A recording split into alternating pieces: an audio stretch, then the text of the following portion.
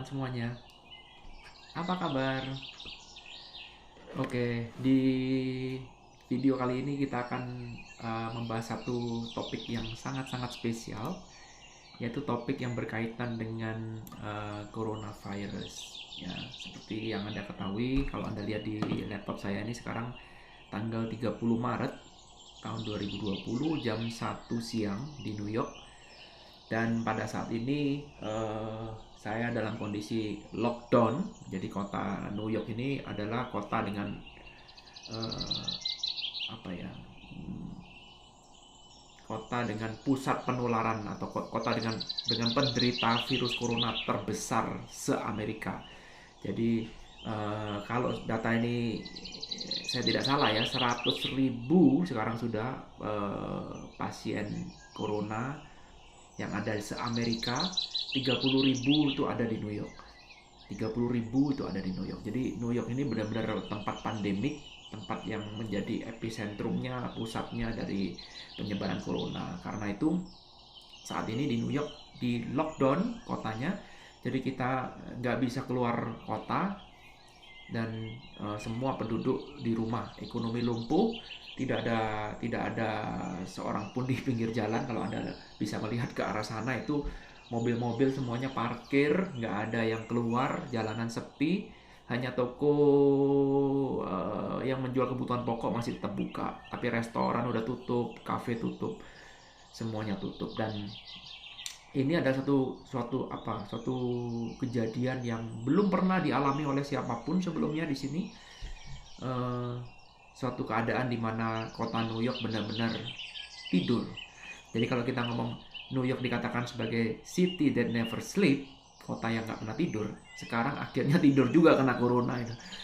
Finally, this city is sleep because of corona. Ya. Nah, terjadi banyak sekali perubahan akibat dari corona ini, dan terutama perubahan yang paling terasa ya tentu saja perubahan dalam hidup kita sehari-hari. Bukan cuma perubahan dalam kita bersosialisasi, tapi cara kita bernegara,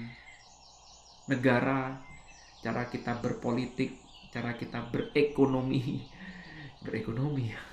ya, cara kita memperlakukan apapun akan terjadi perubahan yang sangat-sangat besar akibat dari corona ini. Dan sampai sekarang saya juga tidak tahu sampai kapan keadaan ini akan normal, dan tidak ada seorang pun yang bisa memprediksi sampai kapan kita akan di lockdown seperti ini. Ya, saya berdoa semoga teman-teman di Indonesia tidak mengalami apa yang terjadi di sini, karena memang sangat mengerikan. Sudah ada teman saya yang meninggal karena corona ini, orang Indonesia, dan setiap hari jumlah yang meninggal di New York ini semakin bertambah. Kasusnya pun juga makin bertambah, ada sekali banyak kasus-kasus baru. Oke, stop sampai di situ. Karena kalau Anda ingin mengetahui dampak negatifnya dari sebuah corona ini, dari kasus corona ini, sudah banyak media-media yang lain, sudah banyak guru-guru yang lain membahas betapa mengerikannya corona ini. Oke, saya sudah tidak perlu lagi menyampaikan, udah capek, udah capek dan mengulang-ulang aja kan. Ya, jadi intinya kita juga sama-sama nggak tahu. Intinya kita cuma mengulang-ulang apa yang omongkan oleh para ahli yang belum tentu benar juga, yang katanya bisa begini, bisa begitu, semengerikan ini, semengerikan itu. Oke. Nah, sekarang kita mau membahas satu hal yang sedikit anti mainstream, yaitu sisi positif apa sih dari corona. Karena saya percaya bahwa di dunia ini selalu ada sisi positif dan sisi negatif, yin dan yang. Ya, jadi kita harus balance. Prinsipnya yang saya suka adalah balance. Kita nggak boleh terlalu negatif, kita juga nggak boleh terlalu positif. Nah, sekarang saya yakin teman-teman semua yang ada di Indonesia pasti sudah kena bombardir dengan berita negatif akibat dari corona. Ya, karena itu saya ingin men-sharingkan apa yang menjadi sisi positif dari corona ini. Ya, jadi ini bukan kuliah spiritual, ini cuma sekedar pendapat pribadi supaya tujuannya adalah membalancekan ya. Supaya kita tidak terlalu negatif. Jadi Anda bisa kembali menjadi titik yang netral. Oke. Nah, pernah guru saya dulu mengatakan, kalau kamu ingin menyelesaikan masalah, atau caranya adalah dengan cara berdamailah dengan masalah itu. Karena kalau kamu tidak pernah mau berdamai dengan masalah itu, maka masalah itu makin hari makin kuat, karena kita selalu kasih makanan terus-menerus. Ya, ini satu pelajaran yang saya ingat terus, karena memang prinsipnya dalam ilmunya itu ilmu apa ini? Ilmu spiritual lah kita sebut aja begitu. Yang apapun yang kita fokuskan itu akan berubah menjadi energi. Betul? Jadi apapun yang kita fokuskan ini akan berubah menjadi energi. Disitulah energi mengalir. Ada aliran energi.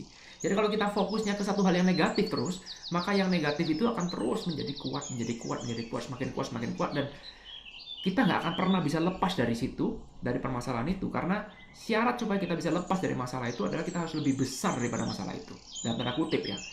Jadi artinya apapun problem yang Anda punya saat ini, Anda bisa mengatasi problem itu ketika Anda menjadi lebih besar dibandingkan dengan problem yang Anda punya sekarang. Bisa dipahami ya. Nah, sekarang bagaimana caranya problem itu bisa lebih kecil daripada Anda kalau setiap hari Anda makanin terus? Ya, jadi ibaratnya kita punya hewan ternak. Kalau hewan ternak itu kita makanin terus, lama-lama dia jadi gemuk kan. Dan tambah gemuk, tambah besar, energinya makin gede. Nah, siapa yang memberikan energi? Ya kita sendiri. Dengan cara kita memberikan fokus, kita memberikan energi terus kepada dia. Kita makanin dia terus, sehingga makin lama makin gede. Buktinya indikatornya apa? Indikatornya adalah kita merasa takut, kita merasa khawatir dengan problem itu. Paham ya? Bisa dipahami. Nah, caranya bagaimana supaya kita bisa lepas dari problem? Guru saya mengatakan supaya kamu lepas dengan problem itu adalah dengan cara berdamai dengan itu. Ini mudah diomongkan ya. Jadi kalau kita ngomong problem, ya, jadi problem itu tujuannya adalah kita harus kecilkan problem ini, kecilkan. Kalau mau solving, kecilkan problem ini, atau kita kurangin dia. Kurangi apa? Kurangi pasokan energinya.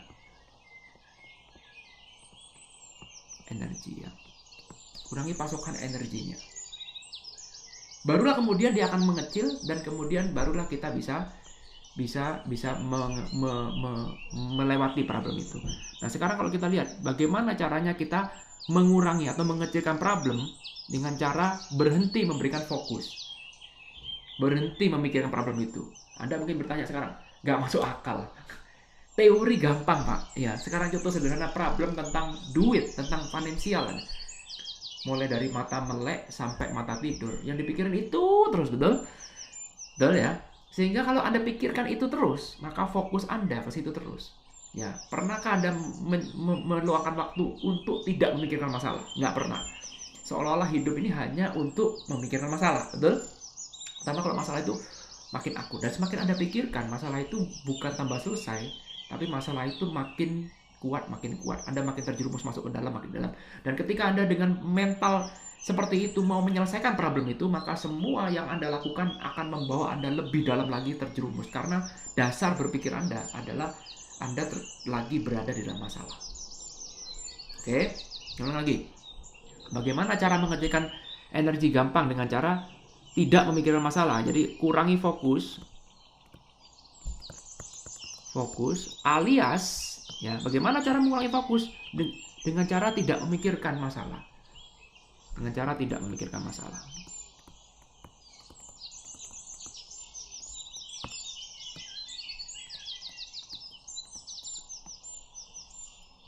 Teorinya bagus. Oke. Wah, bagus. Make sense. Jadi kalau kita ngomong problem itu, kalau kita makanin terus, lama-lama dia makin gede. Selama dia makin gede, kita nggak bisa lebih gede daripada dia, maka kita akan selalu di bawah bayang-bayang problem itu terus. Make sense. Dilakukan bullshit. Dilakukan, aduh, ngomong sih gampang loh, ya kan? Coba lo alamin sendiri, baru lo tahu. Ngomong gampang, jangan pikirkan masalah uang. Begitu lo punya problem uang, lo baru tahu lo. 24 jam itu akan nyerang kamu terus. Oke. Tapi kita harus open mind.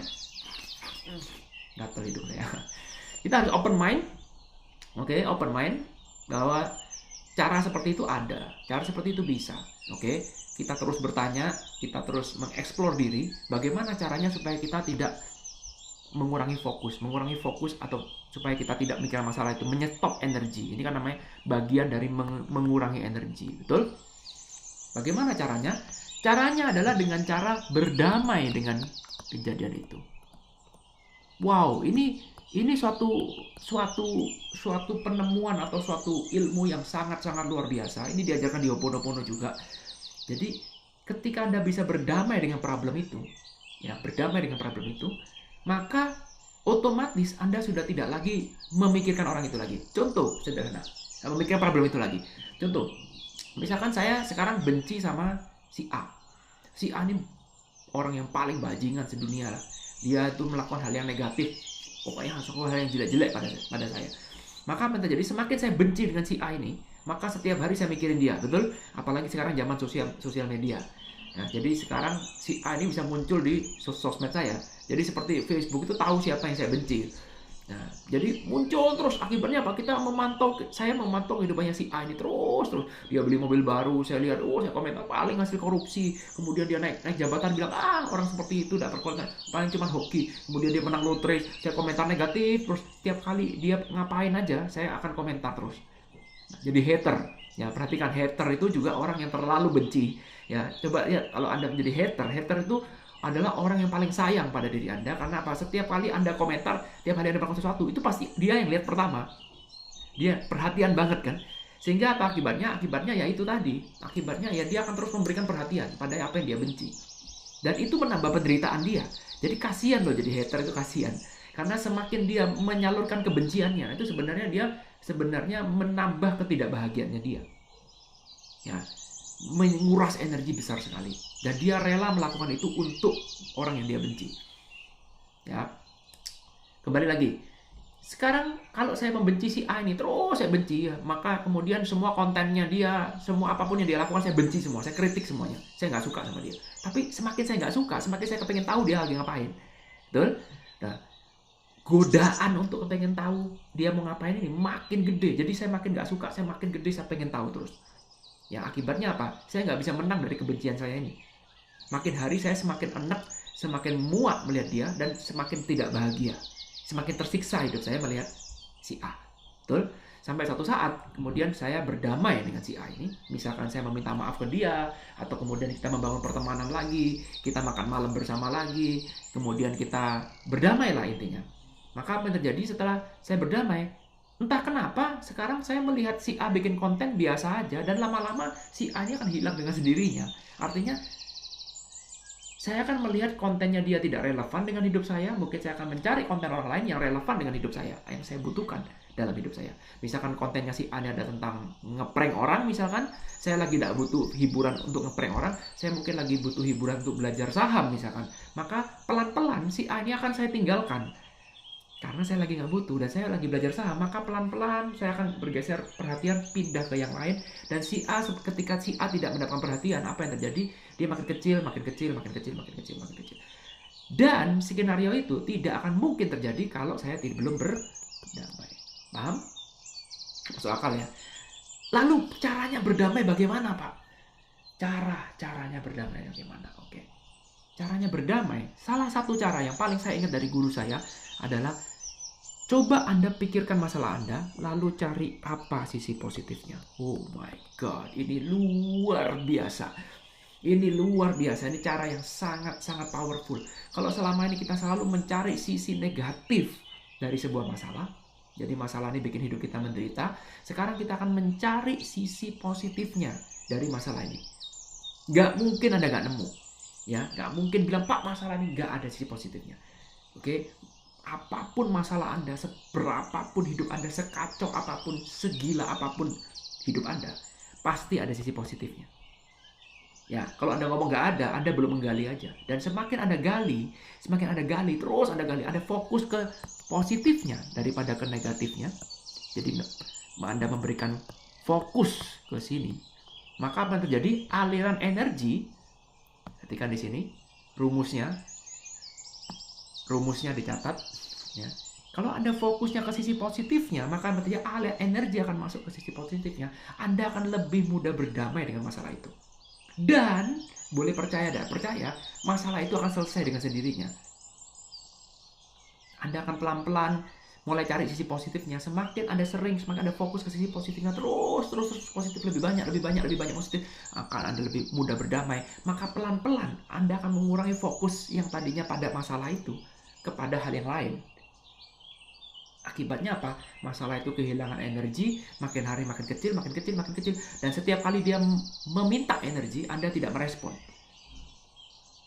Dia pasti akan, nggak mungkin dia mau, masalah itu nggak mungkin akan selesai, mau surrender, nggak mungkin. Masalah itu seperti hidup dalam hidup kita, dan kita ini seperti butuh masalah itu, ketergantungan dengan masalah itu, sehingga dia nggak akan gampang-gampang melepas, nggak akan gampang-gampang. Setiap kali bangun tidur yang Anda cari masalah, atau masalah. Misalkan Anda punya penyakit, misalkan setiap kali bangun tidur tangannya sakit. Suatu hari ketika kita bangun tidur dan ternyata tangan nggak sakit, maka dicari, loh kok nggak sakit di tangan saya sekarang. Ada yang pernah seperti itu? Ya, kalau bangun tidur setiap hari selalu diteror oleh yang nagih hutang. Sekarang kita bangun tidur, mana yang nagih hutang? Nggak ada. Seolah-olah kita ini mencari mana masalah kok udah datang. Betul? Padahal kita nggak suka masalah. Oke, kembali lagi. Sekarang kita kembali ke judul lagi. Inilah poinnya, adalah kenapa kita mau mencari sisi positif dari virus corona ini. Karena kita ingin berdamai dengan corona ini. Semakin Anda benci corona ini, semakin itu menganggap ini sebagai kutukan, semakin hukuman, sebagai aib, sebagai ini, itu, dan segala macam. Semakin kuat corona ini, semakin Anda makin masuk ke dalamnya. Makin gak selesai. Tapi sekarang yuk kita cari sisi positifnya. Apa yang menjadi sisi positif dari corona ini? Nah, inilah topik diskusi kita yang mungkin besok kita akan bahas ini ketika kita gathering di Ho'oponopono. Jangan lupa besok pagi tanggal 31 Maret jam 9 ya, jam 9. Benar ya, jam 8 malam waktu Indonesia Barat ya. Gathering akhir bulan. Inilah yang akan kita bahas besok pagi. Kita tidak membahas tentang sisi negatifnya, tapi kita sisi positifnya apa sih? Apa sih yang menjadi sisi positif dari corona ini? Ya, itu akan kita gali lah. Kemarin teman-teman saya yang spiritual juga di sini sudah mulai berpikir ke arah sana. Jadi kita di sini sudah di lockdown. Ya, Anda boleh, ini energi itu bebas. Freedom, Anda tuh freedom. Anda menggunakan energi ini untuk memaki-maki ya boleh. Anda menggunakan energi ini untuk tujuan yang positif ya boleh. Anda gunakan untuk energi ini untuk mencari sisi keuntungan bagi Anda boleh. Anda mau cari apapun, Anda mau pakai energi itu untuk apapun, itu bebas. Oke, bebas sebebas-bebasnya, nggak ada benar, nggak ada salah. Ya, jadi poinnya adalah kita ini ingin membuka wawasan, membuka pikiran bahwa selama ini kita ini dikendalikan oleh media. Selama ini media sosial maupun media cetak maupun media online, apapun lah itulah, itu semua memberitakan corona, dan semuanya seragam beritanya pasti berita negatif. Karena berita positif pasti nggak laku. Jadi jangan salahkan media. Sekali lagi, kita tidak mencari-cari kesalahan orang, oke? Kita tidak lagi mencari siapa pembuat corona, apa motivasinya, kemudian negara mana yang buat ini, nanti apakah ini one world order, apakah ini kerja Illuminati, apakah ini nanti kerjanya si A, negara B, apakah ini perang biologis, apakah ini, waduh, itu semua orang berteori ria, oke? Semua orang berteori ria, termasuk juga dengan penyembuhannya. Wah, yang katanya pakai sinar matahari lah, yang katanya sudah vaksin ditemukan lah, yang katanya pakai bumbu-bumbuan, empon-empon lah, yang katanya pakai sinar matahari lah, whatever. Semua diskusi menjadi liar. Oke, intinya cuma satu sekarang. Corona sudah ada, dan ini sudah menimpa banyak negara di dunia. Bagaimana sikap kita menangani itu? That's it. Sesimpel itu. Kita nggak perlu lagi terlalu pusing mikirin bagaimana mencari solusi pengobatannya ya. Dan kemudian kita nggak perlu lagi pusing mikirin Illuminati lah, kemudian mikir politik negara lah. Waduh, biarkanlah pemerintah yang kerja, kita rakyat udah nggak kurang-kurang sengsaranya, betul? Oke, jadi ngapain kita mikirin seperti itu? Itu sudah tugasnya masing-masing. Kita bukan ahli politik, toh ya sekarang kita ngomong politik pun nggak bakal didengar oleh pemerintah. Betul apa betul? Ya, jadi biarkanlah mereka itu bekerja, Ya sama juga, saya di New York juga sama. Donald Trump itu suka ngomong A ngomong B yang gak karu-karuan, yang gak masuk akal. Udah bodoh amat. Semakin kita dengerin mereka, semakin kita pusing. Yang penting sekarang kembalilah kita ke dalam diri kita sendiri. Yuk kita tata emosi kita. Ya, selain menata kesehatan kita, minum vitamin, kurangi keluar, udah jangan dilawan. Ini bukan saatnya kita membuktikan siapa yang benar, siapa yang salah, betul gak? Ya, bukan membuktikan agama mana yang paling benar, Tuhan mana yang paling benar, aliran mana yang paling benar. No, no, no, no, no, no. Inilah saatnya pemurnian. Ya, kalau orang ngomong sisi positifnya adalah saatnya pemurnian. Sisanya akan saya bahas besok pagi ya. Salah satunya adalah dengan cara pemurnian. Pemurnian itu artinya adalah dengan cara sekarang kita ini disadarkan bahwa sebenarnya kita ini dikendalikan oleh banyak hal, betul? Ya, jadi dikendalikan oleh banyak hal dan kita tidak merasa kalau diri kita dikendalikan. Ya, mungkin sisi positifnya juga adalah kita namanya break the pattern, right?